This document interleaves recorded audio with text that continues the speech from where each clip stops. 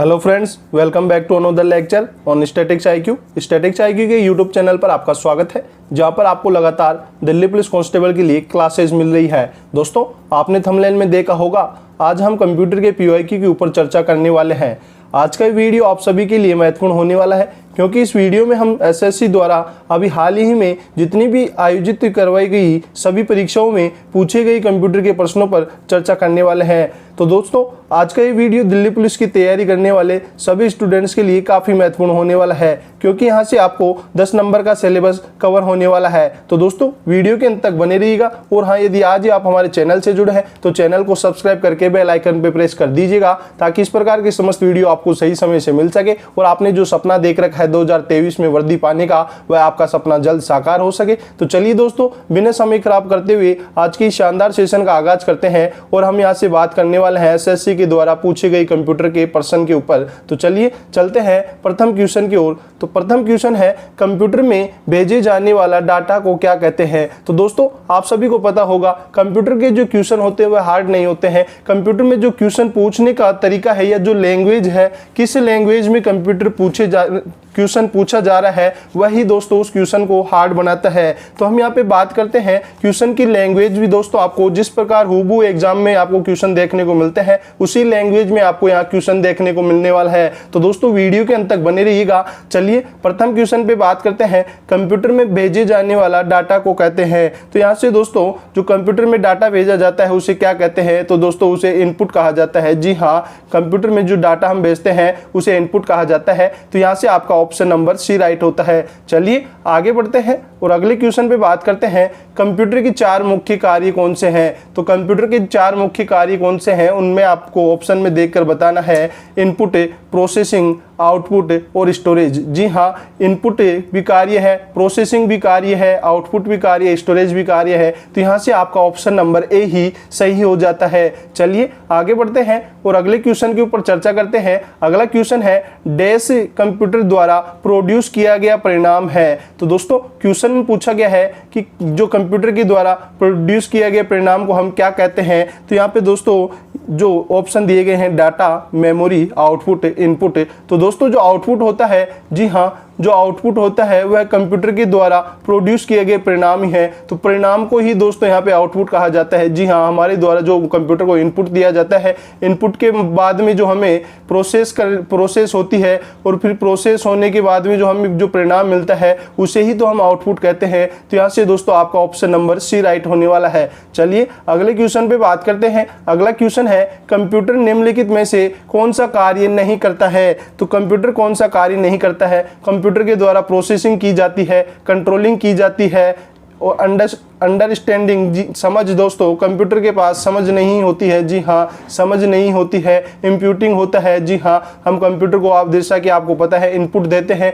Input के बाद में प्रोसेस होती है, प्रोसेस के बाद में हमें जो आउटपुट मिलता है या परिणाम मिलता है उसे आउटपुट कहा जाता है। हम उसे डाटा या इनपुट देते हैं, प्रोसेस होती है, आउटपुट होता है। इन सभी पे दोस्तों एक जो कंट्रोल होता है वह कंट्रोल यूनिट के द्वारा किया जाता है। जी हाँ, इन सभी के लिए जो कंट्रोल होता है कंप्यूटर में, जो कंट्रोल यूनिट होती है उसके द्वारा किया जाता है। तो यहाँ से आपका जो कौन सा कार्य नहीं करता है, तो कंप्यूटर दोस्तों अंडरस्टैंडिंग नहीं करता है, कंप्यूटर के पास समझ नहीं होती है। तो यहाँ से आपका ऑप्शन नंबर सी राइट होता है। चलिए अगले इंपॉर्टेंट क्वेश्चन के ऊपर बात करते हैं। वह है, किसी बाहरी स्रोत से आती है और कंप्यूटर सॉफ्टवेयर में फीड की जाती है, उस सूचना को क्या कहते हैं। तो दोस्तों, किसी बाहरी स्रोत के द्वारा दिया जाता है और कंप्यूटर उस जो सॉफ्टवेयर होता है उसके अंदर फीड किया जाता है, तो उसे क्या कहते हैं। तो दोस्तों, हम जो कंप्यूटर के बाहर से जो इसे कच्चे तथ्य प्रस्तुत किए जाते हैं, जी हाँ, कच्चे तथ्य दिए जाते हैं या डाटा दिया जाता है, तो दोस्तों उस देने की विधि को क्या कहा जाता है। तो दोस्तों उसे इनपुट कहा जाता है। जी हाँ,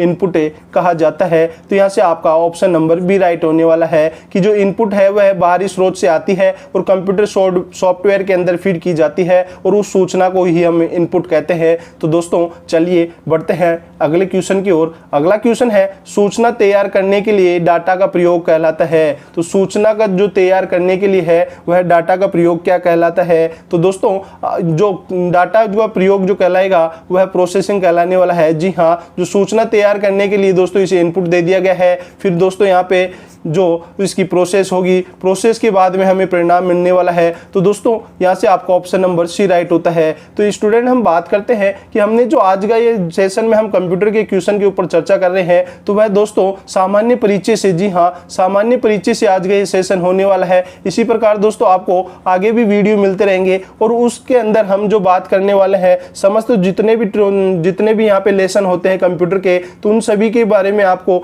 यहाँ पे क्वेश्चन मिलने वाले हैं। इसमें हम केवल सामान्य परिचय से बात कर रहे हैं। अगला जो कंप्यूटर का आर्किटेक्चर से जो लेक्चर होने वाला है, उसके बाद में दोस्तों किस प्रकार इनपुट आउटपुट सॉफ्टवेयर हार्डवेयर और इंटरनेट ईमेल, जिस प्रकार से आपको दिल्ली पुलिस में क्वेश्चन पूछे जाने वाले हैं जिस भी टॉपिक से, वह समस्त टॉपिकों का आपको यहाँ पे संपूर्ण सेपरेट अलग ही वीडियो मिलने वाला है और उससे संबंधित पिछले एग्जाम में पूछे गए क्वेश्चन दोस्तों आपको मिलने वाले हैं। तो वीडियो के अंत तक बने रहिएगा। चलिए आगे बढ़ते हैं और अगले क्वेश्चन के ऊपर बात करते हैं। आउटपुट है, तो आउटपुट क्या है? इस प्रकार से क्वेश्चन पूछा गया है। जो प्रोसेसर यूजर से प्राप्त की जाती है, जो प्रोसेसर यूजर से को प्रदान की जाती है और को यूज द्वारा प्रोसेसर को प्रदान की जाती है। तो यहाँ से दोस्तों आपका जो क्वेश्चन नंबर 7 है, तो उसका आउटपुट क्या है? तो आउटपुट क्या होता है दोस्तों? जो प्रोसेसर से यूजर को प्रदान की जाती है, जी हाँ प्रोसेसर से जो यूजर को प्रदान की जाती है या परिणाम दिया जाता है, उसे ही दोस्तों यहाँ पे आउटपुट कहा गया है। जी हाँ, परिणाम को ही आउटपुट कहा गया है। तो दोस्तों यहाँ पे प्रोसेसर से आशय है सीपीयू, जी हाँ कंप्यूटर से आशय है सीपीयू से, और यूजर से दोस्तों जो उसे यूज करता है, जैसे दोस्तों आप और हम हो सकते हैं। हम कंप्यूटर में दोस्तों इनपुट देने के बाद में उसमें प्रोसेस होती है और फिर हमें जो परिणाम मिलता है उसे ही हम आउटपुट कहते हैं। तो यहाँ से आपका ऑप्शन नंबर बी राइट होने वाला है। चलिए अगले क्वेश्चन के ऊपर बात करते हैं। निम्न में से कौन सी कंप्यूटर की विशेषता है? तो कंप्यूटर की विशेषताओं के ऊपर बात करते हैं तो उनमें दोस्तों आता है सबसे पहले तीव्र गति। जी हाँ, तीव्र गति है जो कंप्यूटर की मुख्य विशेषता है। त्रुटि रहित कार्य भी दोस्तों कंप्यूटर की विशेषता है और दोस्तों कंप्यूटर है जो गोपनीयता भी रखता है। तो यहाँ से दोस्तों ऑप्शन नंबर डी आपका राइट होने वाला है। कंप्यूटर की विशेषता तीव्र गति, त्रुटि रहित कार्य, गोपनीयता है। तो यहाँ से आपका ऑप्शन नंबर डी ये सभी होने वाला है। चलिए अगले क्वेश्चन के ऊपर बात करते हैं। अगला क्वेश्चन है कंप्यूटर में डेटा किसे कहा जाता है? तो दोस्तों अब क्वेश्चन पूछा गया है डेटा से, तो डेटा किसे कहा जाता है उसके ऊपर हम बात करते हैं। तो ऑप्शन दिया गया है संख्या को, चिन्हों को, दी गई सूचनाओं को, चिन्ह व संख्यात्मक सूचना को। तो दोस्तों ऑप्शन नंबर डी चिन्ह व संख्यात्मक सूचना को ही दोस्तों डेटा कहा जाता है या कच्चे तथ्यों को डेटा कहा जाता है। ऑप्शन नंबर डी राइट होता है। चलिए आगे बढ़ते हैं और अगले क्वेश्चन के ऊपर चर्चा करते हैं। डैश कच्चे तत्व बताता है जबकि डैश से डाटा अर्थपूर्ण बन जाता है। तो यहाँ से दिए गए ऑप्शन के आधार पर दोस्तों रिक्त स्थान की पूर्ति करनी है। तो दोस्तों पहला ऑप्शन दिया गया है सूचना व रिपोर्टिंग, सूचना व रिपोर्टिंग दिया गया है। तो सूचना कच्चे तत्व बताता है जबकि रिपोर्टिंग से डाटा अर्थपूर्ण बन जाता है। तो दोस्तों जी नहीं, यह इस प्रकार नहीं होने वाला है, यह गलत है। डाटा व सूचना, डाटा कच्चे तथ्य बताता है जबकि सूचना से डाटा अर्थपूर्ण बन जाता है। जी हाँ, ऑप्शन नंबर बी राइट होने वाला है। यहाँ पे पहले ऑप्शन में डाटा आने वाला है। डाटा को कच्चे तथ्य बताता है जबकि जो सूचना होती है, सूचना से जो अर्थपूर्ण जो डाटा होता है वह अर्थपूर्ण बन जाता है। तो ऑप्शन नंबर बी राइट होता है। चलिए आगे बढ़ते हैं और अगले क्वेश्चन के ऊपर बात करते हैं। कंप्यूटर चलाने के लिए उपयोग किया जाने वाला डाटा या सूचना कहलाती है। तो दोस्तों कंप्यूटर चलाने के लिए जो उपयोग किया जाता है डाटा या सूचना, उसे क्या कहते हैं? इस प्रकार से क्वेश्चन पूछा गया है। तो दोस्तों हार्डवेयर कहा जाता है, जी नहीं। पेरिफेरल कहा जाता है, जी नहीं। सीपीयू कहा जाता है, जी नहीं। तो इनमें से कोई नहीं दोस्तों। ऑप्शन नंबर डी राइट होने वाला है कि कंप्यूटर चलाने के लिए किया जाने वाला डाटा या सूचना क्या कहलाता है? तो दोस्तों डाटा या सूचना होता है उसे इनपुट कहा जाता है। जी हाँ, डाटा और सूचना को इनपुट कहा जाता है। ऑप्शन नंबर डी राइट होता है। चलिए आगे बढ़ते हैं और अगले क्वेश्चन के ऊपर बात करते हैं। कंप्यूटर में सूचना को इनपुट करते हैं तो निम्न में से क्या बनता है? तो दोस्तों कंप्यूटर में जो सूचना को इनपुट करते हैं उससे क्या बनता है? इस प्रकार से क्वेश्चन पूछा गया है। तो कंप्यूटर में दोस्तों सूचना को इनपुट करेंगे तो उसे दोस्तों आप बात कर चुके हैं, डाटा कहा जाता है। जी हाँ, डाटा कहा जाता है। तो ऑप्शन नंबर ए राइट होता है। चलिए आगे बढ़ते हैं और अगले क्वेश्चन के ऊपर चर्चा करते हैं। अगला क्वेश्चन है नंबर न्यूमेरिक डाटा का उदाहरण निम्न में से है। तो नंबर न्यूमेरिक डाटा का उदाहरण निम्न में से कौन सा है? तो कर्मचारी का नाम में दोस्तों किसी प्रकार का न्यूमेरिक डाटा नहीं है। टेस्ट स्कोर में दोस्तों यहाँ पे जी हाँ टेस्ट स्कोर में है जो कि कर्मचारी यहाँ पे न्यूमेरिक डाटा है। और बात करते हैं बैंक अकाउंट में भी यहाँ पे न्यूमेरिक डाटा है, मोबाइल नंबर में भी न्यूमेरिक डाटा है। तो दोस्तों कर्मचारी के नाम में किसी प्रकार का न्यूमेरिक डाटा नहीं है, तो यहाँ से आपका ऑप्शन नंबर ए राइट होता है। चलिए आगे बढ़ते हैं और अगले क्वेश्चन के ऊपर बात करते हैं। तो अगला क्वेश्चन है निम्नलिखित चक्रों में से इनपुट, प्रोसेसिंग, आउटपुट और स्टोरेज के रूप में किसके घटक शामिल है? तो दोस्तों क्वेश्चन में पूछा गया है कि इनपुट, प्रोसेसिंग और आउटपुट, स्टोरेज के रूप में ये किसका घटक शामिल है? तो दोस्तों ये सभी हैं जो डाटा के जो शामिल है। जी हाँ डाटा के घटक शामिल है, जो कि दोस्तों यहाँ पे ऑप्शन नंबर सी राइट होने वाला है कि डाटा के घटक होते हैं जो इनपुट, प्रोसेसिंग, आउटपुट ये समस्त होते हैं। चलिए अगले क्वेश्चन के ऊपर बात करते हैं। कंप्यूटर में सूचना किसे कहा जाता है? तो कंप्यूटर के अंदर सूचना किसे कहा जाता है? तो दोस्तों हम बात करते हैं सूचना होती है जो प्रोसेस्ड डाटा होता है। जी हाँ जो प्रोसेस्ड डाटा होता है उसे ही दोस्तों यहाँ पे सूचना कहा जाता है कि प्रोसेस्ड डाटा को सूचना कहा जाता है। तो यहाँ से आपका ऑप्शन नंबर डी राइट होने वाला है। चलिए आगे बढ़ते हैं और अगले क्वेश्चन के ऊपर चर्चा करते हैं। देश वह उत्तर है जिसे एक अर्थपूर्ण फैशन में व्यवस्थित और प्रस्तुत किया गया है। तो यहाँ से दोस्तों ऑप्शन है प्रोसेस, सॉफ्टवेयर, स्टोरेज और इंफॉर्मेशन। तो यहाँ से दोस्तों क्वेश्चन का जो ऑप्शन नंबर डी है राइट होने वाला है। इंफॉर्मेशन वह उत्तर है जिसे एक अर्थपूर्ण फैशन में व्यवस्थित और प्रस्तुत किया गया है। तो यहाँ से आपका ऑप्शन नंबर डी राइट होता है। चलिए अगले क्वेश्चन के ऊपर बात करते हैं। डाटा को प्रोसेस करने के लिए आवश्यक चरणों और कार्यों जैसा कि प्रश्नों में जवाब या किसी आइकन पर क्लिक करना क्या कहलाता है? तो दोस्तों यह इंस्ट्रक्शन कहलाता है। ऑप्शन नंबर ए राइट होने वाला है, क्योंकि दोस्तों हमारे द्वारा जो इंस्ट्रक्शन दिया जाता है कंप्यूटर को वह उतना ही कार्य करता है। तो दोस्तों इंस्ट्रक्शन होता है वह डेटा को प्रोसेस करने के लिए हो सकता है, उसके आवश्यक चरणों व कार्यों में जैसा कि प्रश्नों का जवाब या किसी आइकन पर क्लिक करना होता है। तो दोस्तों यहाँ पे जो आप ये कर्सर देख पा रहे हैं, ये कर्सर भी दोस्तों यहाँ पे हमारे द्वारा जो इंस्ट्रक्शन दिया जा रहा है उसके अनुसार ही कार्य कर रहा है। तो यहाँ पे जो इंस्ट्रक्शन होने वाला है वह है दोस्तों यहाँ पे आपका आंसर होने वाला है। चलिए आगे बढ़ते हैं और अगले क्वेश्चन के ऊपर बात करते हैं। प्रथम गणना करने वाला यंत्र कौन सा था? तो दोस्तों ऑप्शन है difference engine, option B Pascal, C calculator और डी है अबेकस। तो प्रथम गणना करने वाले जो यंत्र के ऊपर बात करते हैं तो वह दोस्तों अबेकस है। तो यहाँ से आपका ऑप्शन नंबर डी राइट होने वाला है। चलिए आगे बढ़ते हैं और अगले क्वेश्चन के ऊपर बात करते हैं। वह है अबेकस का आविष्कार किस देश में हुआ था? तो अबेकस का आविष्कार दोस्तों चीन के अंदर होता है। जी हाँ चीन के अंदर अबेकस का आविष्कार होता है। चलिए आगे बढ़ते हैं और अगले क्वेश्चन के ऊपर बात करते हैं। पहली मैकेनिकल एंड एडिंग मशीन जिसमें जोड़ था। तो पहली मैकेनिकल और एडिंग मशीन की कौन सी थी जिसमें जोड़ का उपयोग किया गया था? तो दोस्तों ऑप्शन है पास्कलाइन, जेकार्ड और टीडी टूस्लाइट। तो यहाँ पे आपका ऑप्शन ए राइट होने वाला है। पास्कलाइन है जो पहली मैकेनिकल एंड एडिंग मशीन है जिसमें दोस्तों जोड़ का प्रयोग किया गया है। तो यहाँ से आपका ऑप्शन नंबर ए राइट होता है। चलिए आगे बढ़ते हैं और अगले क्वेश्चन के ऊपर बात करते हैं। उस फ्रांसीसी का क्या नाम था जिसने वस्त्र बनाने वाली मशीन के डिजाइन से पंच कार्ड मशीन बनाई थी? तो दोस्तों पंच कार्ड मशीन बनाने वाले जो फ्रांसीसी व्यक्ति है उनके बारे में आपको यहाँ पे बताना है। तो दोस्तों ऑप्शन है जोसेफ जेकार्ड, जोस मार्ग, स्टिलिन और हेनरी। तो दोस्तों जोसेफ जेकार्ड के द्वारा ही पंच कार्ड मशीन बनाई गई थी। जी हाँ पंच कार्ड मशीन है वह जोसेफ जेकार्ड के द्वारा बनाई गई थी। और दोस्तों यहाँ से आपका ऑप्शन नंबर ए राइट होता है। चलिए आगे बढ़ते हैं और अगले क्वेश्चन के ऊपर चर्चा करते हैं। चार्ल्स बेबेज द्वारा निर्मित एनालिटिकल इंजन है। तो दोस्तों चार्ल्स बेबेज के द्वारा जो एनालिटिकल इंजन का निर्माण किया गया वह है इलेक्ट्रॉनिक है, इलेक्ट्रिकल है, मैकेनिकल है या टेक्निकल है।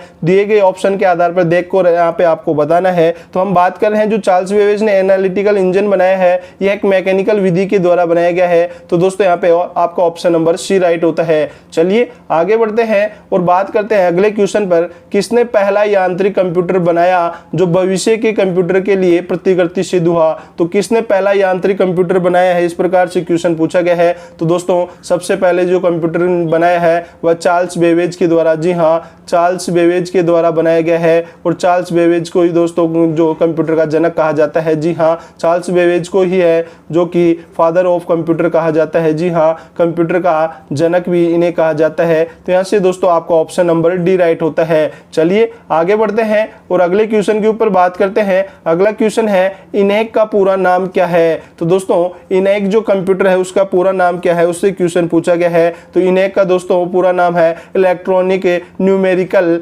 Integrator and calculator. तो दोस्तों यहाँ से आपका ऑप्शन नंबर ए राइट होने वाला है। चलिए अगले क्वेश्चन के ऊपर बात करते हैं। अगला क्वेश्चन है एडसेक का आविष्कार किसने किया था। तो दोस्तों जो एडसेक कंप्यूटर है उसका आविष्कार किसके द्वारा किया गया है, यह क्वेश्चन पूछा गया है। तो एडसेक का आविष्कार के ऊपर बात करते हैं तो दोस्तों जॉन वॉन न्यूमैन के द्वारा, जी हाँ, जॉन वॉन न्यूमैन के द्वारा एडसेक कंप्यूटर का निर्माण किया गया है। तो यहाँ से आपका ऑप्शन नंबर बी राइट होता है। चलिए इसी क्रम में आगे बढ़ते हैं और अगले क्वेश्चन के ऊपर बात करते हैं। तो अगला क्वेश्चन पूछा गया है सर्वप्रथम इलेक्ट्रॉनिक कंप्यूटर इनैक किसने डिजाइन किया था। तो जो सर्वप्रथम जो इलेक्ट्रॉनिक कंप्यूटर का निर्माण किया गया है उसका नाम है इनैक। और इनैक का दोस्तों यहाँ पे डिजाइन किसने किया था, इस प्रकार से क्वेश्चन पूछा गया है। तो ऑप्शन है von Neumann, Joseph M Jacquard, J Presper Eckert और जॉन मोचली। तो यहाँ पे दोस्तों हम बात करते हैं तो यहाँ पे जो जे प्रेस्पर एकर्ट और जॉन मोचली है इनके द्वारा ही दोस्तों इनैक कंप्यूटर का डिजाइन किया गया था। तो यहाँ से आपका ऑप्शन नंबर सी राइट होता है। चलिए आगे बढ़ते हैं और अगले क्वेश्चन के ऊपर बात करते हैं। अगला क्वेश्चन है प्रथम पीढ़ी के कंप्यूटर में किसका उपयोग करके प्रोग्रामिंग की जाती थी। तो दोस्तों प्रथम पीढ़ी के कंप्यूटर में किसका उपयोग करके यहाँ पे प्रोग्रामिंग की जाती थी। तो यहाँ पे आपका ऑप्शन है असेंबली लैंग्वेज, बी है मशीन लैंग्वेज, सी है सोर्स कोड और डी है ऑब्जेक्ट कोड। तो हम बात कर रहे हैं यहाँ पे कि जो मशीन लैंग्वेज के द्वारा, जी हाँ, मशीन लैंग्वेज के द्वारा ही प्रथम पीढ़ी के कंप्यूटर में प्रोग्रामिंग की जाती थी। तो यहाँ से आपका ऑप्शन नंबर बी राइट होता है। चलिए आगे बढ़ते हैं और अगले क्वेश्चन के ऊपर बात करते हैं कंप्यूटर की पहली पीढ़ी में कौन सी डिवाइस प्रयोग की गई थी। तो कंप्यूटर की जो प्रथम पीढ़ी होती है उसमें कौन सी डिवाइस का यहाँ पे उपयोग किया गया था। तो दोस्तों प्रथम पीढ़ी में वैक्यूम ट्यूब, जी हाँ, वैक्यूम ट्यूब का उपयोग किया गया था। वैक्यूम ट्यूब का उपयोग किया गया था। तो यहाँ से आपका ऑप्शन नंबर डी राइट होता है। चलिए आगे बढ़ते हैं और अगले क्वेश्चन के ऊपर चर्चा करते हैं। अगला क्वेश्चन है तृतीय पीढ़ी के कंप्यूटर किसके द्वारा बनाए गए थे, अर्थात तृतीय पीढ़ी के कंप्यूटर में किसका उपयोग किया गया था। तो हम यहाँ पे बात करते हैं तृतीय पीढ़ी में तो जो आईसी होता है, इंटीग्रेटेड चिप होती है, आईसी का उपयोग करके दोस्तों यहाँ पे तृतीय पीढ़ी कंप्यूटर का निर्माण किया गया था। तो यहाँ से आपका ऑप्शन नंबर सी राइट होता है। अगले क्वेश्चन पे बात करें तो अगला क्वेश्चन है तृतीय पीढ़ी के कंप्यूटरों में प्रयोग होने वाली भाषा कौन सी थी। तो तीसरी पीढ़ी के कंप्यूटरों के द्वारा जो भाषा का प्रयोग किया जाता था वह कौन सी थी। तो हम बात कर रहे हैं यहाँ से कोबोल, जी हाँ, कोबोल भाषा का उपयोग तृतीय पीढ़ी के कंप्यूटरों के अंदर किया गया है। तो यहाँ से जो 30वें नंबर के क्वेश्चन है उसका ऑप्शन नंबर बी राइट होता है। चलिए आगे बढ़ते हैं और अगले क्वेश्चन के ऊपर बात करते हैं स्विचों के हजारों डैश से चिप बनती है। तो दोस्तों स्विचों के जो हजारों ट्रांजिस्टर को मिलाकर चिप्स बनाई जाती है। जी हाँ, यहाँ पे चिप नहीं है, चिप्स नहीं है, चिप होने वाली है। तो जो स्विचों के 1000 ट्रांजिस्टरों को मिलाकर दोस्तों यहाँ पे चिप बनाई जाती है। तो यहाँ से आपका ऑप्शन नंबर सी राइट होता है। चलिए आगे बढ़ते हैं और अगले क्वेश्चन के ऊपर बात करते हैं। अगला क्वेश्चन है आईसी बना होता है। तो आईसी किसका बना होता है दोस्तों, इस प्रकार से क्वेश्चन पूछा गया है। तो आईसी है जो ट्रांजिस्टर का दोस्तों मिलाकर बनाया जाता है। चलिए आगे बढ़ते हैं और अगले क्वेश्चन के ऊपर चर्चा करते हैं। वह है कंप्यूटर की आईसी चिप के उत्पादन के लिए निम्न में से किसकी आवश्यकता होती है। तो दोस्तों जो कंप्यूटर की आईसी चिप होती है वह किसके द्वारा बनाई जाती है। तो दोस्तों आप सभी को पता होना चाहिए सिलिकॉन के द्वारा। जी हाँ, सिलिकॉन के द्वारा यहाँ पे कंप्यूटर की चिप बनी होती है। तो यहाँ से आपका ऑप्शन नंबर डी राइट होता है। सिलिकॉन से एक आईसी बनाई जाती है जो कि कंप्यूटर की चिप होती है। चलिए आगे बढ़ते हैं अगले क्वेश्चन पे बात करते हैं। अगला क्वेश्चन है इंटीग्रेटेड सर्किट चिप का विकास किसने किया था। तो जो आईसी होती है, आईसी इंटीग्रेटेड सर्किट होती है, यह भी आपको पता होना चाहिए क्योंकि एग्जामिनर इसकी फुल फॉर्म से भी क्वेश्चन पुट अप कर सकता है। तो दोस्तों हम यहाँ पे एक सेपरेट क्वेश्चन फुल फॉर्म का भी करने वाले हैं। जी हाँ, जो फुल फॉर्म पूछी जाती है एग्जाम के अंदर कंप्यूटर से संबंधित समस्त फुल फॉर्म का यहाँ पे एक सेशन होने वाला है। उसके अलावा एक सेशन में हम बात करेंगे जो शॉर्ट की होती है। जी हाँ, शॉर्ट कीज होती है, उनसे भी काफी 1 या 2 क्वेश्चन पूछे जाते जाता है। तो दोस्तों यहाँ से आपके इन दो जो हम सेशन पे बात करेंगे उनमें से सीधे सीधे आपके 2 नंबर कवर होने वाला है, क्योंकि 10 जो क्वेश्चन आपको कंप्यूटर में पूछे जाने वाला है उनमें से दोस्तों एक तो फुल फॉर्म से कंफर्म आने वाला है, एक दोस्तों शॉर्ट कुंजी से आने वाला है। तो यहाँ से हम आपके जो आगे जो सेशन होगा उसमें बात करेंगे जिससे 2 नंबर कवर होंगे। तो अभी तो बात करते हैं इंटीग्रेटेड सर्किट चिप का विकास किसने किया था। तो यहाँ पे दोस्तों इसका विकास J.S. किल्बी के द्वारा, जी हाँ, आईसी का विकास है जो कि J.S. किल्बी के द्वारा किया गया था।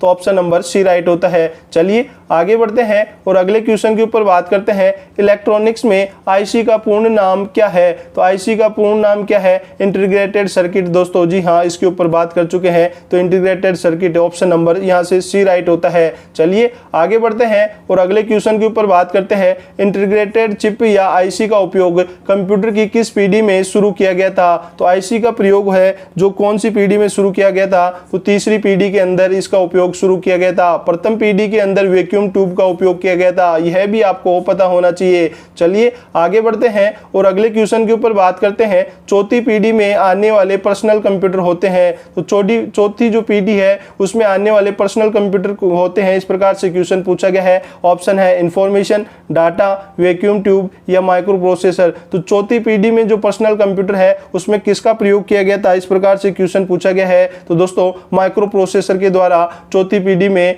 कंप्यूटर बनाए गए थे। तो ऑप्शन नंबर यहाँ से डी राइट होता है। चलिए आगे बढ़ते हैं और अगले क्वेश्चन के ऊपर बात करते हैं। माइक्रो कंप्यूटर की शुरुआत किस पीढ़ी से हुई थी। तो माइक्रो कंप्यूटर की शुरुआत होती है वह कौन सी पीढ़ी से होती है, यह क्वेश्चन पूछा गया है। तो हम बात करते हैं कि जो प्रथम पीढ़ी में, द्वितीय पीढ़ी में, तृतीय पीढ़ी में, तो चतुर्थ पीढ़ी में। तो दोस्तों यहाँ पे चतुर्थ पीढ़ी के अंदर ही माइक्रो कंप्यूटर की शुरुआत होती है। तो यहाँ से आपका ऑप्शन नंबर डी राइट होता है। चलिए आगे बढ़ते हैं और अगले क्वेश्चन पे बात करते हैं। पांचवी पीढ़ी की कंप्यूटर की विशेषता क्या थी। तो पांचवी पीढ़ी के कंप्यूटर की विशेषता के बारे में क्वेश्चन पूछा गया है। तो कृत्रिम बुद्धि, जी हाँ, कृत्रिम बुद्धि इसकी प्रमुख विशेषता थी। तो यह दोस्तों ऑप्शन नंबर ए राइट होता है। चलिए आगे बढ़ते हैं और अगले क्वेश्चन पे बात करते हैं। आधुनिक कंप्यूटर के जनक कौन है। तो आधुनिक कंप्यूटर के जनक से क्वेश्चन पूछा गया है कि आधुनिक कंप्यूटर के जनक कौन है। तो दोस्तों कंप्यूटर के जनक की बात आती है तो जी हाँ, यदि कंप्यूटर के जनक की बात आती है कि फादर ऑफ कंप्यूटर कौन है,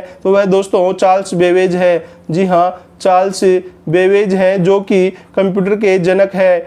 और अब साथ ही क्वेश्चन इस प्रकार से पूछा जाता है कि आधुनिक कंप्यूटर के जनक कौन है। तो आधुनिक कंप्यूटर के जनक है एलन ट्यूरिंग। जी हाँ, एलन ट्यूरिंग है जो कि आधुनिक कंप्यूटर के जनक है। तो यहाँ से दोस्तों आपको किसी प्रकार का कंफ्यूजन नहीं करना है, क्योंकि यहाँ से आधुनिक कंप्यूटर के जनक एलन ट्यूरिंग जबकि जो कंप्यूटर के जनक है चार्ल्स बेबेज है। तो यहाँ से आपका ऑप्शन नंबर ए राइट होता है। चलिए आगे बढ़ते हैं और अगले क्वेश्चन के ऊपर बात करते हैं। अगला क्वेश्चन है कंप्यूटर की बुनियादी संरचना का विकास किसने किया था। तो कंप्यूटर की बुनियादी संरचना का विकास किसके द्वारा किया गया है। तो बुनियादी संरचना का विकास दोस्तों वॉन न्यूमैन के द्वारा किया गया है। ऑप्शन नंबर ए राइट होता है। चलिए अगले क्वेश्चन पे बात करते हैं। भारत में निर्मित प्रथम कंप्यूटर का नाम क्या है। तो भारत में निर्मित प्रथम कंप्यूटर का नाम से क्वेश्चन पूछा गया है। तो भारत में निर्मित प्रथम कंप्यूटर सिद्धार्थ है। जी हाँ, भारत में निर्मित प्रथम कंप्यूटर सिद्धार्थ है। तो यहाँ से ऑप्शन नंबर बी राइट होता है। चलिए अगले क्वेश्चन पे बात करें। कंप्यूटर पूछा गया है पर्सनल कंप्यूटर किस श्रेणी के कंप्यूटर से संबंधित है। तो जो पर्सनल कंप्यूटर होता है वह किस श्रेणी के कंप्यूटर से संबंधित है। तो बात कर रहे हैं मिनी, मेनफ्रेम, सुपर या माइक्रो। तो जो पर्सनल कंप्यूटर होता है वह है माइक्रो कंप्यूटर की श्रेणी में संबंधित है, कि जो पीसी होता है पीसी माइक्रो कंप्यूटर से संबंधित होता है। ऑप्शन नंबर डी राइट होता है। चलिए अगले क्वेश्चन पे बात करें। एक पर्सनल कंप्यूटर को डैश की सभी कंप्यूटिंग जरूरतों को पूरा करने के लिए डिजाइन किया गया है। तो दोस्तों एक पर्सनल कंप्यूटर होता है जो किसी व्यक्ति के, जी हाँ, किसी व्यक्ति की सभी जो कंप्यूटिंग जरूरतें होती हैं उनको पूरा करने के लिए डिजाइन किया गया है। तो यहाँ से आपका ऑप्शन नंबर ए राइट होता है। चलिए आगे बढ़ते हैं और अगले क्वेश्चन के ऊपर बात करते हैं। निम्न में से कौन सा एक छोटा माइक्रो प्रोसेसर आधारित कंप्यूटर है जो एक समय में एक व्यक्ति के द्वारा प्रयोग में लाया जाता है। तो दोस्तों जो पर्सनल कंप्यूटर होता है या पीसी होता है वह एक समय में एक व्यक्ति के द्वारा ही प्रयोग में लाया जा सकता है। तो यहाँ से आपका ऑप्शन नंबर डी राइट होता है।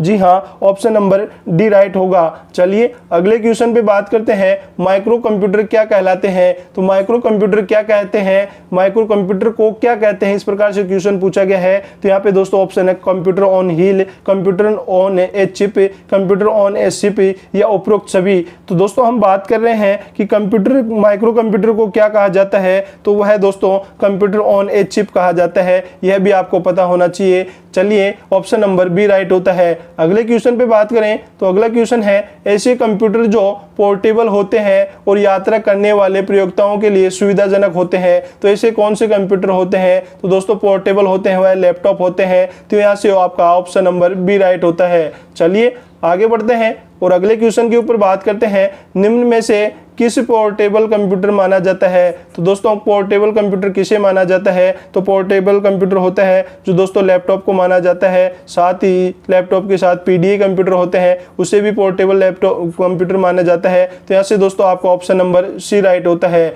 अगले क्वेश्चन पे बात करें तो अगला क्वेश्चन है कौन सा डिवाइस उपकरण हैंडहेल्ड ऑपरेटिंग प्रणाली का इस्तेमाल करता है। तो दोस्तों कौन सा ऐसा डिवाइस या उपकरण है जो हैंडहेल्ड ऑपरेटिंग प्रणाली होता है उसका इस्तेमाल करता है। तो दोस्तों जो पीडीए होता है, पीडीए के द्वारा हैंडहेल्ड ऑपरेटिंग प्रणाली का इस्तेमाल किया जाता है। तो यहाँ से आपका ऑप्शन नंबर ए राइट होता है। चलिए अगले क्वेश्चन के ऊपर बात करते हैं। IBM PS2 कब विकसित किया गया था, तो IBM PS2 कब विकसित किया गया था, 1980, 1987, 1979 और 1971। तो 1987 के अंदर जी हम बात करते हैं IBM PS2 की, तो ये 1987 के अंदर विकसित किया गया था।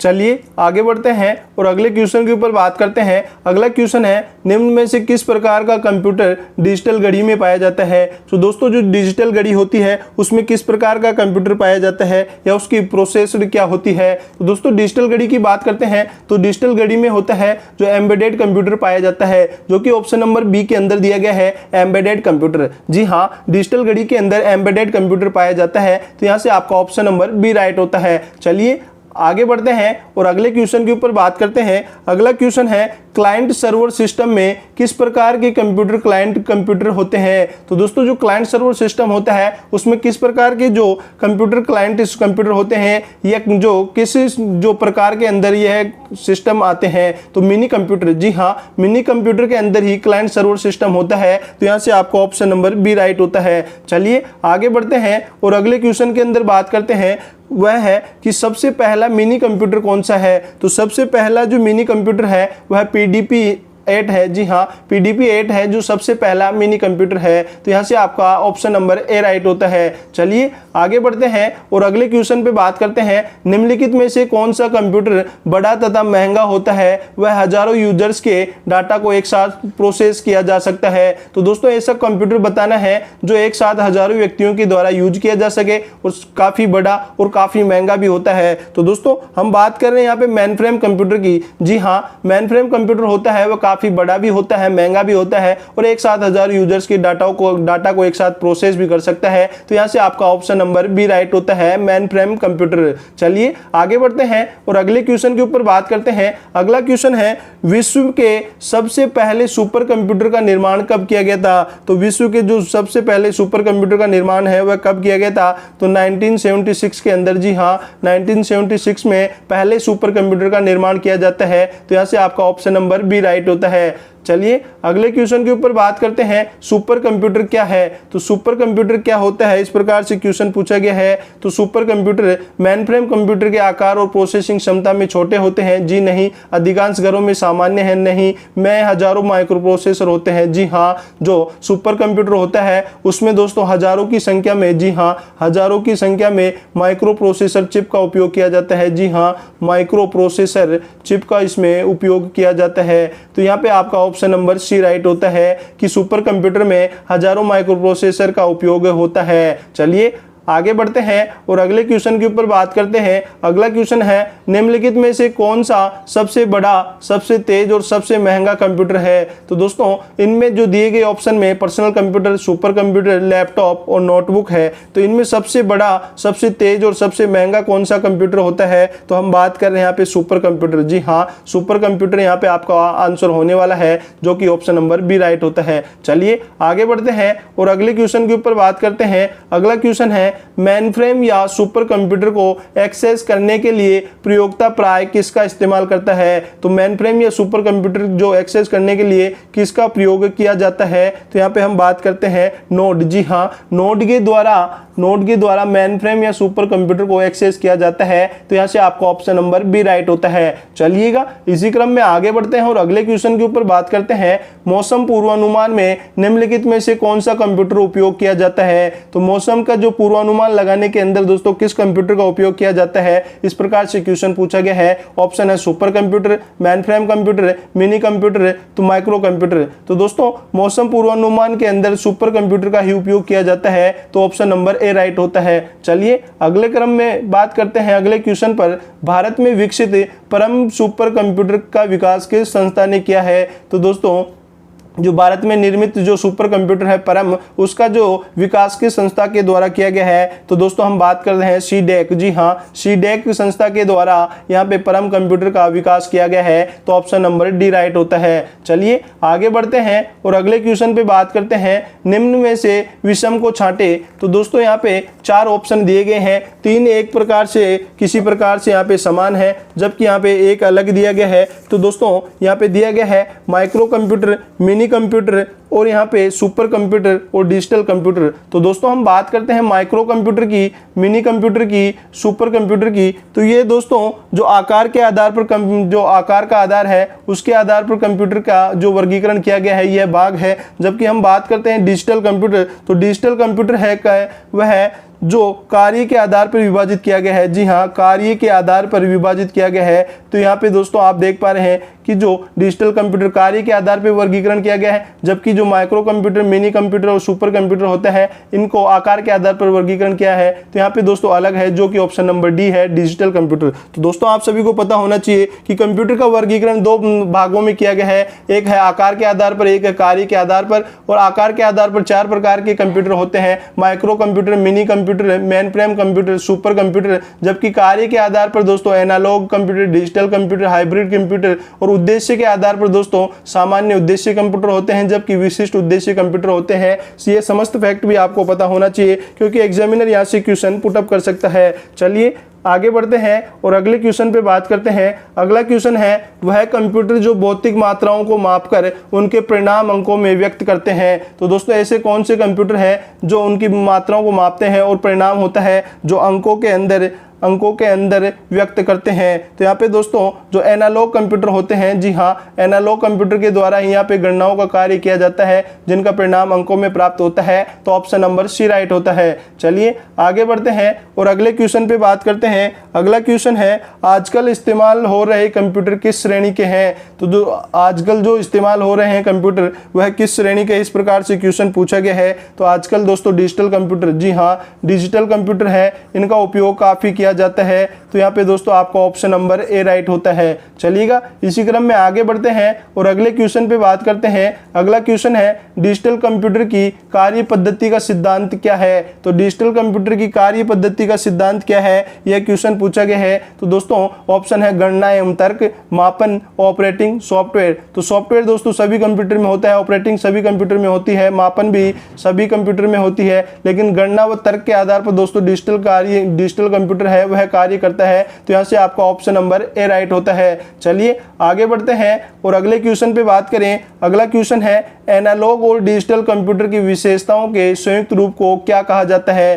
तो दोस्तों यहाँ पे जो एनालॉग कंप्यूटर को और डिजिटल कंप्यूटर को एक साथ ऐड करके जो बनाया जाता है उसे हाइब्रिड कंप्यूटर कहा जाता है। जी हाँ, उसे हाइब्रिड कंप्यूटर कहा जाता है। तो यह दोस्तों क्वेश्चन पूछा गया है कि जो एनालॉग और डिजिटल कंप्यूटर की विशेषताओं के संयुक्त रूप को क्या कहा जाता है? तो हाइब्रिड कंप्यूटर कहा जाता है। ऑप्शन नंबर यहाँ से ए राइट होता है। चलिए आगे बढ़ते हैं और अगले क्वेश्चन के ऊपर बात करते हैं। उद्देश्य के आधार पर कंप्यूटर कितने प्रकार के होते हैं? यह क्वेश्चन पूछा गया है कि उद्देश्य के आधार पर कंप्यूटर कितने प्रकार के होते हैं। तो दोस्तों उद्देश्य के आधार पर हम बात कर चुके हैं, कंप्यूटर 2 प्रकार के ही होते हैं, जिनमें सामान्य उद्देश्य आता है और एक में दोस्तों विशिष्ट उद्देश्य आता है। इसके साथ दोस्तों यदि एग्जामिनर आपको यहाँ से क्वेश्चन पुटअप कर सकता है कि आकार के आधार पर कंप्यूटर कितने प्रकार के होते हैं, तो आकार के आधार पर दोस्तों कंप्यूटर होते हैं वह 4 प्रकार के होते हैं, जिनमें दोस्तों micro computer, mini computer, main frame computer और सुपर कंप्यूटर होता है। जबकि एग्जामिनर यहाँ से आपको एक क्वेश्चन पुटअप करता है, कार्य के आधार पर कंप्यूटर कितने प्रकार के होते हैं? तो कार्य के आधार पर दोस्तों कंप्यूटर 3 प्रकार के होते हैं, जिनमें एनालॉग कंप्यूटर है, डिजिटल कंप्यूटर है, हाइब्रिड कंप्यूटर है। तो दोस्तों यहाँ पे कार्य करने के आधार पर 3 प्रकार के, आकार के आधार पर 3 प्रकार के, उद्देश्य के आधार पर 2 प्रकार के होते हैं, जिनमें सामान्य उद्देश्य कंप्यूटर होता है और विशिष्ट उद्देश्य कंप्यूटर होता है। तो यहाँ पे दोस्तों आपका जो उद्देश्य के आधार पर 2 computer, option number D right होता है। चलिएगा इसी क्रम में आगे बढ़ते हैं और अगले क्वेश्चन पे बात करते हैं। अगला क्वेश्चन है, सामान्य उद्देश्य कंप्यूटर का प्रयोग किया जाता है। तो दोस्तों जो सामान्य उद्देश्य कंप्यूटर होते हैं उनका प्रयोग कहाँ किया जाता है? दस्तावेज तैयार करने में, जी हाँ। डेटाबेस बनाने में, जी हाँ। तो यहाँ पे दोस्तों आप देख पा रहे हैं ऑप्शन नंबर सी, ए व बी दोनों सामान्य उद्देश्य कंप्यूटर्स का उपयोग दस्तावेज तैयार करने में किया जाता है, साथ ही डेटाबेस बनाने के अंदर भी इसका उपयोग किया जाता है। तो ऑप्शन नंबर सी राइट होता है। चलिए आगे बढ़ते हैं और अगले क्वेश्चन के ऊपर बात करते हैं, विशेषीकृत काम करने के लिए डिजाइन किए गए कंप्यूटर कौन से हैं? तो दोस्तों विशेषीकृत जो कार्य होते हैं उनको करने के लिए किस कंप्यूटर का उपयोग किया जाता है? तो यहाँ पे हम बात कर रहे हैं जो विशेष कार्य करने के लिए विशेष स्पेशल पर्पज कंप्यूटर का ही उपयोग किया जाता है। तो दोस्तों option number B, special purpose computer जो कि विशेष कार्य करने के लिए डिजाइन किए गए हैं। तो यहाँ से आपका ऑप्शन नंबर बी राइट होता है। चलिए आगे बढ़ते हैं और अगले क्वेश्चन के ऊपर बात करते हैं, निम्नलिखित में से कौन सा सबसे तेज और सबसे छोटा कंप्यूटर है जो मस्तिष्क की तरह कार्य करता है? तो दोस्तों मानव के मस्तिष्क की तरह कार्य करने वाला कौन सा कंप्यूटर है, इस प्रकार से क्वेश्चन पूछा गया है। तो दोस्तों जो क्वांटम कंप्यूटर होता है, क्वांटम कंप्यूटर मानव के मस्तिष्क की तरह कार्य करता है और ये दोस्तों सबसे तेज भी होता है और सबसे छोटा भी होता है। तो दोस्तों यहाँ से आपका ऑप्शन नंबर बी राइट होता है, क्वांटम कंप्यूटर। चलिए आगे बढ़ते हैं और अगले क्वेश्चन के ऊपर बात करते हैं। अगला क्वेश्चन है, प्रत्यूष सुपर कंप्यूटर का प्रयोग निम्न में से किसके लिए किया जाता है? तो दोस्तों जो प्रत्यूष सुपर कंप्यूटर है उसका प्रयोग कहाँ किया जाता है? तो दोस्तों यह सुपर कंप्यूटर है और इसका दोस्तों जो मौसम का पूर्वानुमान होता है उनके लिए इसका उपयोग किया जाता है। तो यहाँ से दोस्तों आपका ऑप्शन नंबर ए राइट होता है, मौसम तथा जलवायु। जी हाँ, प्रत्यूष जो कंप्यूटर है एक सुपर कंप्यूटर है और सुपर कंप्यूटर का उपयोग या प्रत्यूष कंप्यूटर का उपयोग होता है जो पूर्वानुमान, मौसम के पूर्वानुमान के अंदर किया जाता है। तो ऑप्शन में दिया गया है मौसम तथा जलवायु, जो कि आपका राइट है। चलिए आगे बढ़ते हैं और अगले क्वेश्चन के ऊपर बात करते हैं। अगला क्वेश्चन है, डैश अत्यधिक सूक्ष्म स्तर पर डिवाइसों का निर्माण करने हेतु नैनो स्ट्रक्चर के प्रयोग पर विचार करता है। तो दोस्तों ऑप्शन दिया गया है nano technology, micro technology, artificial intelligence, very small scale technology. तो यहाँ पे दोस्तों बात कर रहे हैं कि जो डैश अत्यधिक सूक्ष्म स्तर पर डिवाइसों का उपयोग करते हैं। तो दोस्तों जो नैनो टेक्नोलॉजी होती है, जी हाँ, नैनो टेक्नोलॉजी के ही बिल्कुल सूक्ष्म स्तर पर, जी हाँ, महीन या सूक्ष्म स्तर पर डिवाइसों का निर्माण करती है, तो वह नैनो टेक्नोलॉजी के द्वारा किया जाता है। तो ऑप्शन नंबर ए राइट होता है। चलिए आगे बढ़ते हैं और अगले क्वेश्चन पे बात करते हैं। डैश ऐसा विज्ञान है जो मानव बुद्धि के समान बुद्धि का प्रदर्शन करने वाली एक मशीन बनाने का प्रयास करता है। तो दोस्तों ऐसा कौन सा विज्ञान है जो कि मानव की बुद्धि के समान ही बुद्धि का प्रदर्शन करने वाली मशीन बनाने की क्षमता रखता है? तो यहाँ पे दोस्तों बात करते हैं एआई की। जी हाँ, आर्टिफिशियल इंटेलिजेंस का उपयोग करके दोस्तों मानव की बुद्धि के समान बुद्धि का प्रदर्शन करने वाली मशीन का निर्माण किया जा सकता है। तो यहाँ से आपका ऑप्शन नंबर डी राइट होता है। चलिए आगे बढ़ते हैं और अगले क्वेश्चन पे बात करते हैं, वह है निम्न में से कौन से क्षेत्र में आर्टिफिशियल इंटेलिजेंस का प्रयोग होता है? तो दोस्तों कौन से क्षेत्र में एआई का उपयोग किया जाता है या आर्टिफिशियल इंटेलिजेंस का उपयोग किया जाता है? हैवी इंडस्ट्रीज एंड स्पेस के अंदर इसका उपयोग किया जाता है, फाइनेंस के अंदर भी किया जाता है, वेदर फोरकास्टिंग के अंदर भी इसका उपयोग किया जाता है। तो दोस्तों क्वेश्चन ऑप्शन नंबर डी, उपरोक्त सभी। जी हाँ, heavy industries and space, finance, weather forecasting, इन सभी के अंदर आर्टिफिशियल इंटेलिजेंस का उपयोग किया जाता है। चलिए आगे बढ़ते हैं और अगले क्वेश्चन पे बात करते हैं, वह है कंप्यूटर की वह विशेषता जिसमें सोचने, समझने तथा तर्क करने की क्षमता होती है, वह कहलाती है। तो दोस्तों कंप्यूटर की वह विशेषता कौन सी होती है जिसमें वह सोचने की, समझने की तथा तर्क करने की क्षमता होती है? तो दोस्तों हम बात कर रहे हैं एआई की। आर्टिफिशियल इंटेलिजेंस के अंदर ही दोस्तों क्षमता होती है जो सोचने, समझने और तर्क करने की क्षमता होती है। तो यहाँ से आपका ऑप्शन नंबर सी राइट होता है। चलिए आगे बढ़ते हैं और आज के अंतिम क्वेश्चन की ओर चलते हैं। तो अंतिम क्वेश्चन है, निम्नलिखित में से कौन रोबोट के डिजाइन, निर्माण, संचालन और उपयोग के साथ कार्य करता है? तो दोस्तों जो रोबोट के डिजाइन और निर्माण या संचालन का प्रयोग कौन करने वाला है? तो ऑप्शन के आधार पर दोस्तों रोबोटिक्स होता है जो रोबोट के डिजाइन, निर्माण, संचालन व उपयोग के साथ कार्य करता है। तो यहाँ से आपका ऑप्शन नंबर ए राइट होने वाला है, रोबोटिक्स। तो दोस्तों आज के इस वीडियो में हमने बात की कि जो कंप्यूटर के सामान्य परिचय से, जी हाँ, कंप्यूटर के जो सामान्य परिचय है उससे जो पिछली जितनी भी एग्जाम एसएससी के द्वारा कंडक्ट करवाई गई है उन सभी में पूछे गए क्वेश्चन को एक साथ रखकर आप सभी के सामने प्रस्तुत करने की कोशिश की है। तो दोस्तों आज का ये वीडियो आपको अच्छा लगा है तो ज्यादा से ज्यादा लाइक कीजिएगा, शेयर कीजिएगा, और हाँ, यदि आज ही आप हमारे चैनल से जुड़े हैं तो चैनल को सब्सक्राइब करके बेल आइकन पे प्रेस कर दीजिएगा ताकि इस प्रकार के समस्त वीडियो आपको सही समय से मिल सके। और दोस्तों यदि आपने हमारे दिल्ली पुलिस कांस्टेबल भर्ती के लिए जो जीके जीएस का स्पेशल सेशन चलाया गया है वह नहीं देखा है तो आप हमारे चैनल की प्लेलिस्ट में जाकर देख सकते हैं। इसकी विशेषता इस प्रकार है कि दोस्तों आपको जितने भी एसएससी के द्वारा या दिल्ली पुलिस के द्वारा जीके के जो क्वेश्चन पूछे गए हैं पिछले एग्जामों में, जो उनके प्रीवियस ईयर क्वेश्चन आपको करवाए जा रहे हैं, तो जो प्रीवियस ईयर क्वेश्चन करवाए जाने का तरीका भी इस प्रकार से है कि एक क्लास के अंदर पर्टिकुलर एक टॉपिक से दोस्तों क्वेश्चन यहाँ पे जो पिछले एग्जाम में पूछे गए हैं वह करवाए गए हैं। तो दोस्तों चाहे वह गुप्त व गुप्तोत्तर काल से जितने भी क्वेश्चन आपको पिछले एग्जाम में पूछे जा चुके हैं उन सभी का यहाँ पे समावेश आपको देखने को मिलने वाला है। इसी प्रकार जो अलग सेशन के अंदर मौर्य और मौर्योत्तर काल का भी दोस्तों जितने भी क्वेश्चन पूछे गए हैं उस प्रकार के दोस्तों सेशन है काफी हो चुके हैं। यदि आपने वह नहीं देखे हैं तो यदि आप दिल्ली पुलिस की तैयारी कर रहे हैं और आप यदि सिलेक्शन लेना चाहते हैं तो आपको पता होना चाहिए कि आपके एग्जाम में किस प्रकार से क्वेश्चन पूछे जा रहे हैं, पूछे जाएंगे। तो दोस्तों यह आपको उस प्रकार से पता चलेगा कि आप पिछले एग्जाम में जो क्वेश्चन पूछे गए हैं उनको देखकर आप पता कर सकते हैं कि आपको आगे आने वाले एग्जाम में किस प्रकार से क्वेश्चन पूछे जाने वाला है। तो दोस्तों मिलते हैं अगले सेशन के साथ। जय हिंद, जय भारत।